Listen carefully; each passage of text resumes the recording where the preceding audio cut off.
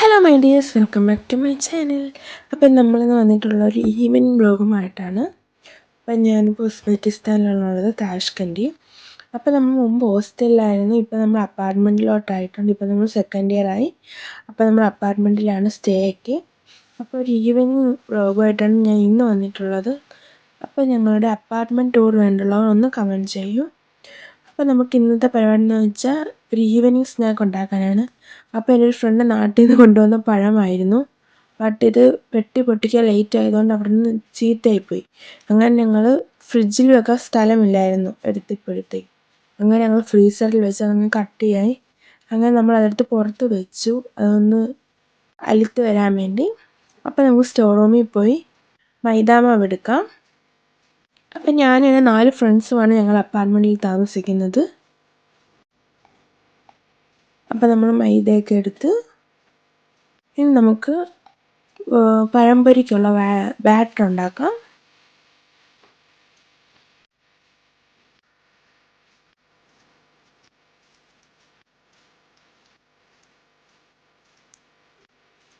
അപ്പോൾ നമ്മൾ മൈദാമാവൊക്കെ ഇട്ടിട്ടുണ്ട്.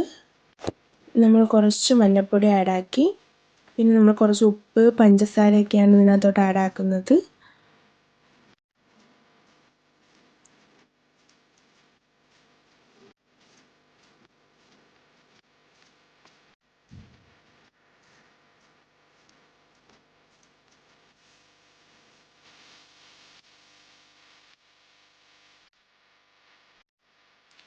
ഇനി നമുക്ക് നല്ല കണക്കൊന്ന് മിക്സ് ചെയ്യണം.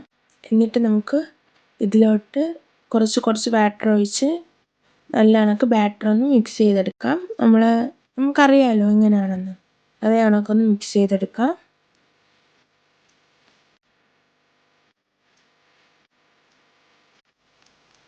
നമ്മുടെ ബാറ്ററൊക്കെ ഇവിടെ റെഡി ആക്കുമ്പോഴത്തേക്കും ഞാൻ ചായക്കും കൂടെ വെച്ചിട്ടുണ്ട്.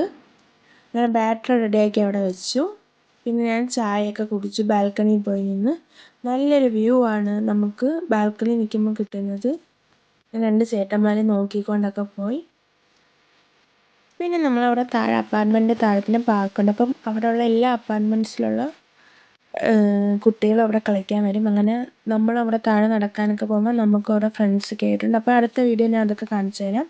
അങ്ങനെ വന്ന് നമ്മൾ പഴംപൊരിയൊക്കെ പൊരിച്ചെടുക്കുന്നുണ്ട്. അപ്പോൾ നമ്മൾ നല്ല സോങ്ങൊക്കെ കേട്ടിട്ടാണ് പഴംപൊരിയൊക്കെ നല്ല ചില്ല് ചെയ്തിട്ടാണ് പഴംപൊരിയൊക്കെ പൊരിക്കുന്നത്. അപ്പോൾ രാത്രിത്തേക്കുള്ള ബീറ്റ്റൂട്ട് നമ്മൾ റെഡിയാക്കുന്നുണ്ട് അതിൻ്റെ കൂടെ തന്നെ.